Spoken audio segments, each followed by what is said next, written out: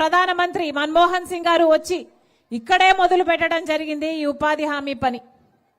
ఆ రోజుల్లో ఎంత అద్భుతంగా జరిగింది అంటే అసలు కొప్పుల రాజన్న గారు ఇక్కడ ఉన్నారు. ఆ రోజుల్లో రాజశేఖర్ రెడ్డి గారి ఆఫీసర్గా పనిచేసిన కొప్పుల రాజన్న గారు ఎన్నో వివరాలు చెప్పారు. ఇక్కడ ఎందుకో మరి మైక్ ఇస్తే చెప్పలేకపోయారు. కొన్ని విషయాలు నేను చెప్తా. అప్పట్లో రాజశేఖర్ రెడ్డి గారు ముఖ్యమంత్రిగా ఉన్నప్పుడు ఆఫీసర్గా ఉండి కొప్పుల రాజన్న గారే ఈ ఉపాధి హామీ పనికి విధి విధానాలు అన్ని రూపొందించడం ప్రధాన పాత్ర పోషించిన వారు. ఆ రోజుల్లో గ్రామాలకు వెళ్లి గ్రామస్తులకు ఏమి కావాలి అని కనుక్కునే విషయంలో చాలా మంది గ్రామస్తులు ఉపాధి హామీ పనిలో మాకు డైరెక్ట్ గా పేమెంట్ కావాలి, మధ్యలో మధ్యవర్తులు ఉంటే కమిషన్లు కట్టింగ్లు అవుతున్నాయి అని అంటే రాజశేఖర రెడ్డి గారికి చెప్పించి ఏకంగా ఒకేసారి 60 లక్షల అకౌంట్లు ఓపెన్ చేసిన ఘనత ఆంధ్ర రాష్ట్ర ప్రభుత్వానికే దక్కింది. అంతేకాదు కొప్పుల రాజన్న గారి ద్వారా ఎంతో మంది మహిళల కోరిక కూడా రాజశేఖర రెడ్డి గారి ముందు పెట్టారు. ఏమిటంటే మహిళలు కూడా సమాన వేతనం కోరుకుంటున్నారు. మహిళలు మగవారంత పని చేయలేకపోయినా బిడ్డల బాధ్యత మహిళ మీద ఉంటుంది కాబట్టి ఉపాధి హామీ పని చేసినప్పుడు మహిళలు కూడా సమాన వేతనాలు అడుగుతున్నారు అని కొప్పుల రాజన్న గారు ముఖ్యమంత్రి రాజశేఖర రెడ్డి గారికి చెప్తే వెంటనే ఒప్పుకొని ఆ రోజుల్లో ఏకంగా మహిళలకు కూడా సమానంగా వేతనాలు ఉండాలని ఇక్కడ ఈ ఆంధ్ర రాష్ట్రంలో ఇలాంటి ఎన్నో విధి విధానాలు రూపొందిస్తే ఫేజ్ 2లో ఉపాధి హామీ దేశమంతా అమలు చేసినప్పుడు ఆంధ్ర రాష్ట్రంలో నియమించిన విధి విధానాలే దేశమంతా అమలు చేయడం జరిగింది. ఈ ఉపాధి హామీ పని ఎంత గొప్పది అంటే ఎంత అద్భుతమైన పథకము అంటే కోట్ల మంది ప్రజలకు ఉపాధిని ఇచ్చింది ఈ ఉపాధి హామీ పని. కోట్ల మంది ప్రజలకు, సామాన్య ప్రజలకు ఉపాధిని ఇప్పించిన పథకము ప్రపంచంలోనే ఇంకొకటి లేదట. అందుకే దేశ విదేశాల నుంచి కూడా వచ్చి ఈ ఉపాధి హామీ పని మీద ఎన్నో రీసెర్చ్ పేపర్లు కూడా తయారు చేసిన రోజులు ఎన్నో ఉన్నాయి. అంత గొప్ప పథకము ఈ ఉపాధి హామీ పని. ఎందుకంటే పేదవాడికి పని ఇచ్చిన పథకం. పేదవాడు కూడా నాకు పని కావాలి అని గ్రామస్తుల పెద్దల దగ్గరికి వెళ్లి అడిగితే ఆ పేదవాడికి 15 రోజుల్లో పని చూపించాల్సిన పథకం ఉపాధి హామీ పని పథకము. అలా 100 రోజుల పాటు అడిగే హక్కు ఆ గ్రామస్తులకు ఉంది. పని చేసిన 15 రోజుల్లోనే మళ్ళీ వేతనాలు చెల్లించాల్సిన అవసరము ఆ గ్రామ పెద్దలకు ప్రభుత్వానికి ఉంది. అది ఉపాధి హామీ చట్టం గొప్పతనం. ఉపాధి హామీ పని వచ్చిన తర్వాత మన రాష్ట్రంలో వలసలు తగ్గాయి. ఎందుకంటే పని దొరికింది కాబట్టి. అప్పటి వరకు పని లేక పని కోసమని ఏ బొంబాయికో చెన్నైకో ఇలా ఎన్నో నగరాలకు వలస వెళ్లిపోయేవాళ్ళు. కానీ ఉపాధి హామీ పని వచ్చినాక గ్రామస్తులకు గ్రామంలోనే అంతో ఇంతో పని కలిగింది. గ్రామస్తులు అంతో ఇంతో పని చేసుకోగలిగి తలెత్తుకొని ఉపాధి హామీ పని వేతనాలు తీసుకొని ఇక్కడే వాళ్ళ కుటుంబాలతో వలసలు వెళ్లే అవసరం లేకుండా ఉపాధి హామీ పని వాళ్ళు ఎంతో మందికి సహాయం చేసింది. అలా ఎన్నో కుటుంబాలను నిలబెట్టింది ఉపాధి హామీ పని. ఇలా 20 సంవత్సరాలు జరిగింది ఉపాధి హామీ పని. ఇప్పుడు బీజేపీ అధికారంలో 11 సంవత్సరాలుగా అధికారంలో ఉంది బీజేపీ పార్టీ. ఇప్పుడు బీజేపీ పార్టీ ఉపాధి హామీ పనిని మొత్తానికే ఎత్తేయాలని చూస్తున్నారు. అందుకే ఉపాధి హామీ పని ఇక ఉండబోదు అని చెప్తూ వాళ్ళు పెట్టిన ఒక కొత్త చట్టమట, విబి గ్రామ్ చట్టం. అంటే ఉపాధి హామీ పని స్థానంలో ఒక కొత్త చట్టాన్ని బీజేపీ ప్రభుత్వం తీసుకొస్తుందన్నమాట. అసలు ఉపాధి హామీ పనికి బీజేపీ పెట్టే ఈ కొత్త పథకానికి నక్కకి నాగలోకానికి ఉన్నంత తేడా ఉంది. మీ అందరూ కూడా అర్థం చేసుకోవాల్సిన విషయం ఇది. ఎందుకో కూడా చెప్తాం. ఉపాధి హామీ పనిలో గ్రామాల అభివృద్ధి జరిగింది. ఉపాధి హామీ పనిలో గ్రామస్తులకు పని కల్పించారు.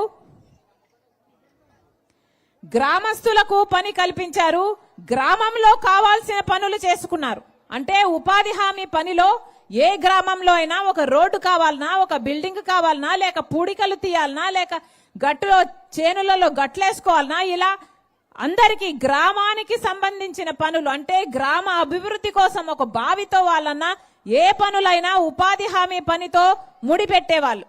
అలా ఉపాధి హామీ పని అంటే గ్రామ అభివృద్ధి కూడా జరిగేది. ఆ గ్రామంలో వాళ్ళు పని చేసుకునే వాళ్ళు, దాంతో గ్రామస్తులు బతికేవాళ్ళు. అలా ఉండే పథకము ఇప్పుడు బీజేపీ తెచ్చే కొత్త పథకంలో ఇక గ్రామాలలో పనులు జరగవు, గ్రామ అభివృద్ధి జరగదు. ఏ పనులు చేయాలి ఉపాధి హామీలో అన్నది బీజేపీ పార్టీ, కేంద్రంలో ఉన్న బీజేపీ పార్టీ నిర్ణయిస్తుందట.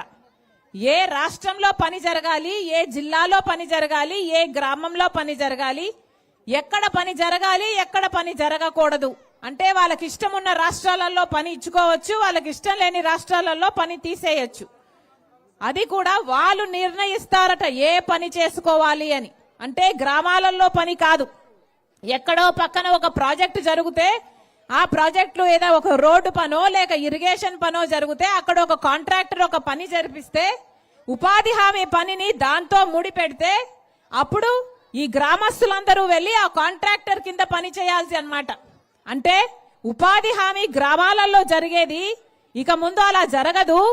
ఎక్కడో కాంట్రాక్టర్ కు లేబర్ సప్లై చేసే యంత్రాంగాలుగా గ్రామాలు మిగిలిపోతాయన్నమాట. ఇది ఎక్కడి న్యాయం అని అడుగుతోంది కాంగ్రెస్ పార్టీ. ఇది ఎంత అన్యాయం అని ప్రశ్నిస్తుంది కాంగ్రెస్ పార్టీ. ఇక గ్రామాలలో పనులు ఎలా జరగాలి?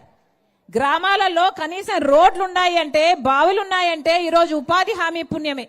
కనీసం అది కూడా లేకుండా ఇప్పుడు గ్రామాలలో అసలు అభివృద్ధే లేకుండా పోతే ఇక గ్రామస్తులు ఎలా బతకాలి ఆ గ్రామాలలో?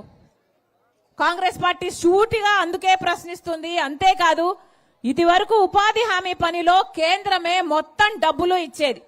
ఉపాధి హామీ పనికయ్యే మొత్తం ఖర్చు కేంద్ర ప్రభుత్వమే పెట్టుకునేది. ఒక పనిముట్లకు మాత్రమే 10%, అది కూడా 25% మాత్రమే రాష్ట్ర ప్రభుత్వం పెట్టుకునేది. కానీ ఇప్పుడు ఈ కొత్త పథకంలో బీజేపీ తెస్తున్న ఈ విబిరి గ్రామ్ చట్టంలో అసలు ఉపాధి హామీ పనికి 60% మాత్రమే వాళ్ళు ఇస్తారట. మిగతా 40% ఖర్చు రాష్ట్ర ప్రభుత్వాలు పెట్టుకోవాలట. ఇక రాష్ట్ర ప్రభుత్వాలు పెట్టుకునే స్తోమత ఉంటే పెట్టుకుంటారు, స్తోమత లేకపోతే పెట్టుకోరు. మనలాంటి రాష్ట్రం అనుకోండి, ప్రభుత్వ ఉద్యోగస్తులు జీతాలు ఇవ్వడానికే మన దగ్గర డబ్బులు లేవు. ఇప్పటికే జగన్మోహన్ రెడ్డి గారి పుణ్యమా అని, చంద్రబాబు గారి పుణ్యమా అని ఇప్పటికే 11 లక్షల అప్పుల కుప్పైంది మన ఆంధ్ర రాష్ట్రం. ఇద్దరూ కలిసి మన రాష్ట్ర నెత్తి మీద, మన యువత మీద ఇంత అప్పులు పెట్టారు. కనీసం జీతాలు ఇచ్చుకోవడానికి కూడా డబ్బులు లేవు మన రాష్ట్రంలో. అలాంటిది ఇప్పుడు ఉపాధి హామీ పని ఖర్చు కూడా రాష్ట్రం మీద పడితే మన రాష్ట్రం భరించే స్తోమత లేదు, భరించదు. వీళ్ళు భరించరు, 40% ఖర్చు వీళ్ళు భరించరు. కాబట్టి కేంద్రం భరించాల్సిన 60% కూడా భరించాల్సిన అవసరమే రాదు. అది వీళ్ళ కుట్ర. అంటే మొత్తానికి ఉపాధి హామీ పని లేపేసే పనిలో ఉన్నారన్నమాట. ఇది ఎంత అన్యాయము అని ప్రశ్నిస్తుంది కాంగ్రెస్ పార్టీ. మహాత్మా గాంధీ పేరు పెట్టిన పథకము ఉపాధి హామీ పనికి కాంగ్రెస్ పార్టీ మహాత్మా గాంధీ పేరు పెట్టింది. ఇది ఎంత పుణ్యమైన పథకం అంటే రాజశేఖర రెడ్డి గారు ముఖ్యమంత్రిగా ఉన్న రోజుల్లో ఏకంగా 1,10,00,000 జాబ్ కార్డులు ఉన్నాయట. అంటే కనీసం జాబ్ కార్డుకి ఇద్దరిని వేసుకున్నా 2,25,00,000 మంది ఉపాధి హామీలో పనిచేశారు ఆ రోజుల్లో. అంత గొప్ప పథకం. రాజశేఖర రెడ్డి గారి లాంటి నాయకులు ఎంత అద్భుతంగా దీన్ని అమలు చేశారు అంటే, ఆ రోజుల్లో రాజశేఖర రెడ్డి గారు ముఖ్యమంత్రిగా ఉండగా ఉపాధి హామీ పని అంటే ఆటో ఛార్జీలు కూడా ఇచ్చారట, మజ్జిగ కూడా ఇచ్చారట. ఉపాధి హామీ పనికి వెళ్తే పక్క గ్రామంలో మొన్న ఒక ఆవిడ చెప్తుంది, అమ్మా మీ నానున్నప్పుడు రస్నా కూడా ఇచ్చారు అని. ఇప్పుడు కనీసం మంచినీళ్ళ కూడా దిక్కులేదు.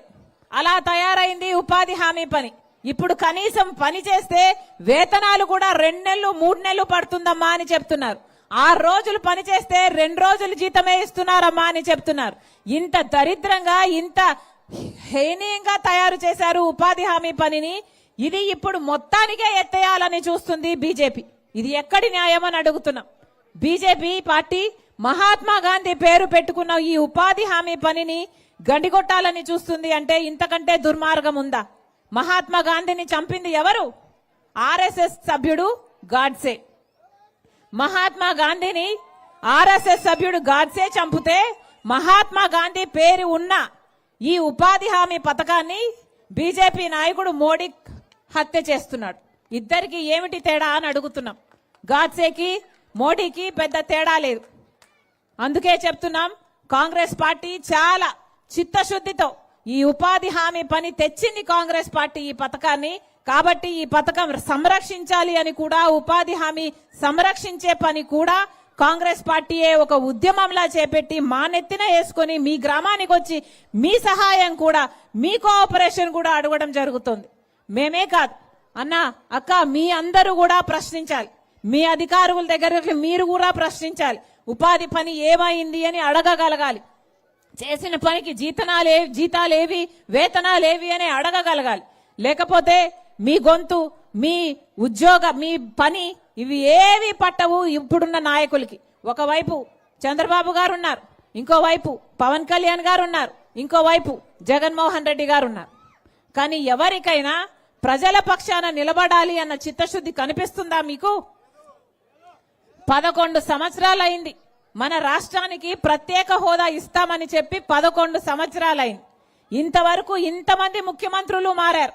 జగన్మోహన్ రెడ్డి గారు ముఖ్యమంత్రిగా ఉన్నారు, అంతకుముందు చంద్రబాబు గారు ఉన్నారు, మళ్ళీ ఇప్పుడు చంద్రబాబు గారు ఉన్నారు. ఒక్కరైనా ప్రత్యేక హోదా కావాలి మన బిడ్డలకి అని పోరాడారా? అధికారంలో ఉన్నప్పుడు ఎవరూ పోరాడు, అధికారంలో లేనప్పుడు మాత్రం కాలర్ పట్టుకొని మేము ప్రశ్నిస్తాము, ప్రత్యేక హోదా తెస్తాము అంటారు. కానీ అధికారంలోకి వచ్చాక మాత్రం బీజేపీకి ముందు సాగిల పడతారు. ఇంతమంది నాయకులు ఉన్నారు, కానీ అందరూ బీజేపీ బినామీలే, అందరూ బీజేపీ బానిసలే. ఇంతమంది ఉన్నారు, ఒక్కరైనా మన రాష్ట్రానికి రాజధాని రావాలి అని ఎవరైనా కృషించారా? చంద్రబాబు గారు ఉన్నారు, జగన్మోహన్ రెడ్డి గారు ఉన్నారు, కానీ మనకు మాత్రం రాజధాని లేదు. పక్కన చెన్నై ఉంది, పక్కన ముంబై ఉంది, అందరికీ అన్ని ఉన్నాయి, మనకు మాత్రం చేతిలో చిప్ ఉంది. మనకెందుకు లేదు రాజధాని? మన బిడ్డలు ఎక్కడికి వెళ్ళాలి ఉద్యోగాల కోసం? ఇప్పటికీ కూడా బీజేపీ పార్టీ రాజధాని కోసము నిధులు ఇవ్వటం లేదు. వాళ్ళు ఇస్తున్నది అప్పులు. చట్ట ప్రకారము మనకు రాజధాని కట్టివ్వాలి, కానీ అది ఎవడు పట్టించుకోవడం లేదు, ఎవడు అడగడం లేదు, ఏ నాయకుడు అడగడం లేదు, ఏ పార్టీ అడగడం లేదు. అందుకే ఇన్ని సమస్యలు ఉన్నాయి మన రాష్ట్రంలో. ఒక్క ఉపాధి హామీ పనే కాదు, రైతులకు గిట్టుబాటు ధర లేదు. ఆంధ్ర రాష్ట్రంలో సగటున ప్రతి రైతుకి 2.5 లక్ష అప్పు ఉందట. బిడ్డలకు ఉద్యోగాలు లేవు. డిగ్రీలు బీజీలు చదివిన వాళ్ళు కూడా గిగ్ వర్కర్లుగా, డ్రైవర్లుగా పనిచేసుకుంటున్నారు. ఇన్ని సమస్యలు ఉన్నాయి మన రాష్ట్రంలో. వీటన్నిటి మీద పోరాటం చేయాల్సిన అవసరం ఉంది. కానీ మా వెనకాల మీరు లేకపోతే ఈ పోరాటం అసాధ్యం. మార్పు రావాలి అంటే ముందు మీలో రావాలి. మార్పు రావాలి, కాంగ్రెస్ పార్టీని ఆదరించాలి అని ముందు మీలో ఆ మార్పు రావాలి. కాంగ్రెస్ పార్టీ రాజశేఖర రెడ్డి గారి పార్టీ. కాంగ్రెస్ పార్టీ నాయకుడిగా రాజశేఖర రెడ్డి గారు రుణమాఫీతో మొదలు పెడితే ఎన్నో అద్భుతమైన పథకాలు చేశారు. ఇవన్నీ సాధ్యమయ్యాయి అంటే ఎలా సాధ్యమయ్యాయి ఇన్ని అద్భుతమైన పథకాలు? ఎందుకంటే అప్పుడు కేంద్రంలో కాంగ్రెస్ పార్టీ అధికారంలో ఉంది కాబట్టే ఇవన్నీ సాధ్యమయ్యాయి. ఒక్క కాంగ్రెస్ పార్టీ మాత్రమే ప్రజల పక్షాన ఆలోచన చేసే పార్టీ, చిత్తశుద్ధి ఉన్న పార్టీ. అందుకే రాహుల్ గాంధీ గారు ఈ రోజు వరకు కూడా, మొన్న పాదయాత్ర చేశారు, ఇప్పుడు కూడా మన రైతాంగానికి అన్యాయం జరుగుతుంది అని మోడీ ఇప్పుడు ట్రంప్ తో, అమెరికన్ ప్రెసిడెంట్ తో ఒక డీల్ చేసుకున్నాడు, ఒక ట్రేడ్ డీల్ చేసుకున్నాడు. ఏమిటంటే అమెరికాలో ఉత్పత్తి అయ్యే వ్యవసాయ పంటలన్నీ అట ఇక మన దేశంలో దిగుబడి చేస్తారట. అంటే అక్కడ పాలు, పండ్లు అన్ని ఇప్పుడు మన దేశానికి వస్తాయట.